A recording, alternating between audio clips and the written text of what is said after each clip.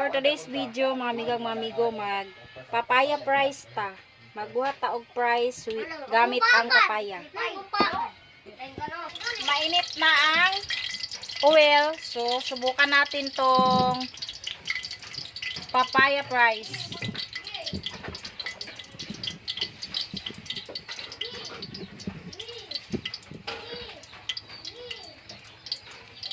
Ito na.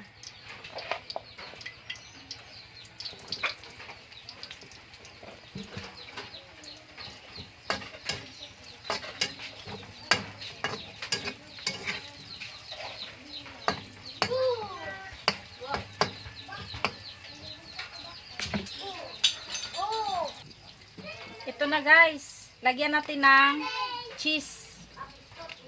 Ito na yung finished product. Tikman natin kung legit ba na ma-price ba talaga yung papaya.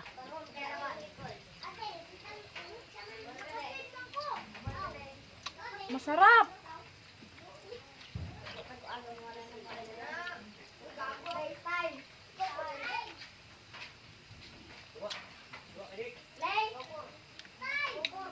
Masarap guys. Subukan nyo ang papaya price. Papaya. Masarap. Bye.